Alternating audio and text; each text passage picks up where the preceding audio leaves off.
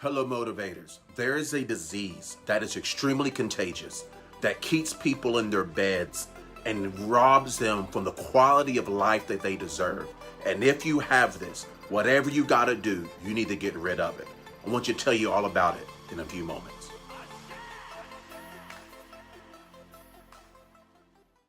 Motivators, there's a disease that is keeping people imprisoned. There's a disease that's keeping people bedridden. There's a disease that's keeping people stuck onto their couches, looking at people from afar, pointing fingers, saying, if I was like them, my life will be different. And that disease is embraced, celebrated, and welcomed by many people. And if you have what I'm talking about, if you are walking this, if you can look in the mirror and assess your life and you have these symptoms, then you need to change right now. And that disease is called laziness. Oh, laziness.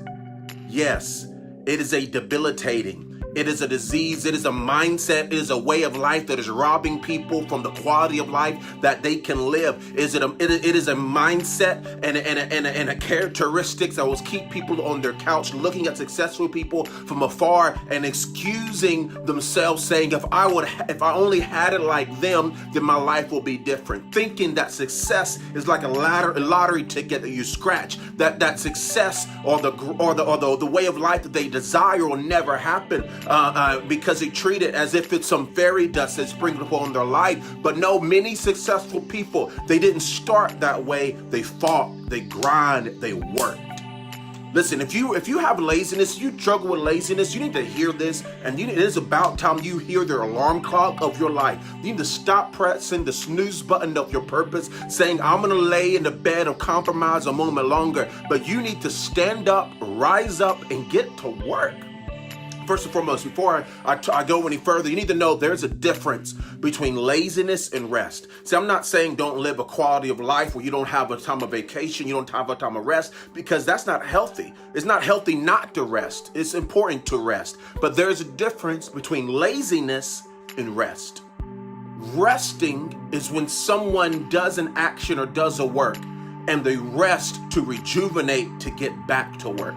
After when God created the creation, he created man, the Bible said the seventh day he rested. Listen, that was some work. That was some things that he did, and then he rested. All throughout scripture, you can read examples about resting. Rest is important. It's something you need in your life. But we have confused laziness and rest. We're confusing these two things, because laziness is resting or refusing to work, rather, when you know there's things you need to do. Laziness is like procrastination. It's seeing the goal from afar, saying I'll do it later, but laziness will always rob you of the very commodity that other people are using to sow into their lives to get to where they need to get to, or to do what they desire to do, or to dream how they want to dream. And that commodity is called time. It's called time. So I want to tell you, if you're struggling, if you're walking through laziness, can I give you some advice of how to overcome it? Because listen, you can turn that thing around.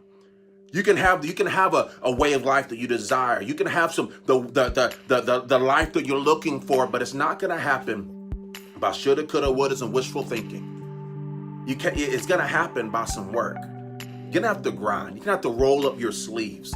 You have to get your hands dirty. Because your dream will never just happen. You got to fight for it. Yeah, the biggest excuse, first and foremost, people say, I can't do this because I don't have enough time. You have the same time that everyone else has. So here's some tips and advice I want to give you to overcoming laziness, to punching laziness in the face, to being healed and restored from laziness. So let me get my needle right now and put it and let me inject this truth into your heart, into your mind, so you can turn some things around. So tip number one of overcoming laziness is, first and foremost, you have to be honest with yourself. Yes. Look at the man or the woman in the mirror. Ask yourself, really be honest with yourself. Am I lazy? Have I been lazy? Man, is there things that in life that you know you could be doing, but maybe you have excused yourself to say, I'm not going to do this yet. I'll do it later. And next thing you know, it never gets done.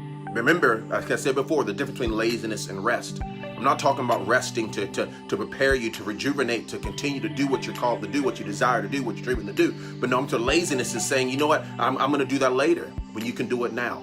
Be honest with yourself. Step number one, be honest with yourself. Are you lazy? Are you lazy? Step number two, family, is use a calculator. A calendar rather. Use a calendar. Man, the great thing about cell phones nowadays is that you can literally remind yourself. You can put reminders. You can alter your calendar into what time of day you're going to use. You can color code it so you can see what you're going to do, and you can live allowing that to help organize your life. Using a calendar to remind you, okay, I got to get this time. It's amazing what will happen if you can take that hour of television you normally would watch, and or some people 5 hours a day they normally watch, and if you will divide those times down, it's amazing how many books you can read if you give it 30 minutes a day. Yes, it may take a couple of weeks, but it'll be amazing what you will get done. Maybe you desire to use audiobooks, and so you're retaining and you're learning along the way. As John Maxwell says, working smarter, not harder. Let me say, so using a calendar will help get you organized, and so you can live life, make sure you're getting those things done, and making sure you're actually fulfilling your dreams, moving towards your dreams. Goals without steps, dreams without goals. Finally, this is just wishful thinking. You're just daydreaming, not day doing, right? So the first one was be honest with yourself. Secondly was use a calendar. Next, family, I encourage you to have someone that will keep you accountable. Let's have someone in your life that'll be honest with you. So listen, bro, sis, I asked you you told me you're going to do this a month ago. What's your excuse now? Well, I was gonna go. No, to have someone who will love you enough to be honest with you. Maybe you keep saying, man, I gotta go back to school. I gotta go back to school. You've been saying that for 3 years. You're like, I don't got the time, I don't got the money. You know how many scholarships you can do? Well, listen, what if even if you start with just one class, one online class, maybe you want to do culinary arts, one online class, maybe you want to do business, one online class that through the time that you would normally waste binging on Netflix, you can do something that will help propel you or move you towards that. But maybe you simply need a nudge, a friend, an environment, an encourager to do life with to remind you of that. So family, get an accountability partner. Have someone to walk with you. Be someone that will be honest with you, not yes men, not yes women. Someone that you respect and respect the words. You know they have your back in such a way to be honest with you. All right, so next one. You need to find your why. Find your why. You know what I mean? I have on my phone, instead of putting pictures of like nature and whatnot, which is great, which is cool. I'm not saying that is wrong, but I have a reminder of why on my phone. My wife and my son. They're on my phone every single time I lift it up, and I'm tired. I'm doing a bunch of things in my life, right? And I'm starting in school and all this different stuff I'm doing, but on my phone, they're the first thing that I see. So it's a reminder of my why. So when I'm tired, when I want to quit, when I want to throw in the towel, when I want to say I'll do it tomorrow, I look at my phone and I'm saying, oh no, I know why I'm doing this. I know why I'm in college. I know why I'm being an entrepreneur. I know why I'm doing this thing full time. I know why I'm not giving up. I know why I'm not listening to the hater beside me. I know why I'm not allowing the doubt within me to motivate me to quit. I know why, because you need to find your why. You need to find your why. Listen, I believe it has to be more than money. It has to be more than money. Maybe, I don't know, for me, I'm maybe speaking for myself, but it has to be more than money. Money should be a tool, but to me, money is not a why. Yes, you don't want to be successful. Absolutely, yes. I pray you're successful. I pray there's numbers. Your bank account has so many numbers you can't pronounce it. I hope you are successful. But for me, that the money is the reason why I want the money. I want to make memories with my family. I want to change this world. I want to leave a better life for my wife and for my son who growing up. So what is your why? Who is your why? Maybe it's just for you. Maybe you got to tell yourself that you can do this. Family, I encourage you, find your why. And lastly, learn time management. Learn time management. What can you do differently in your life? What can you do in your life to manage your time better? Listen, so one thing that I do, and it's very simple, because listen, I love YouTube, I love Facebook, I love Instagram and all that stuff, whatnot. But I make sure I put those things as the last app on my phone. So I will literally, in order to get to those things, I'll literally have to scroll through my phone to get to it.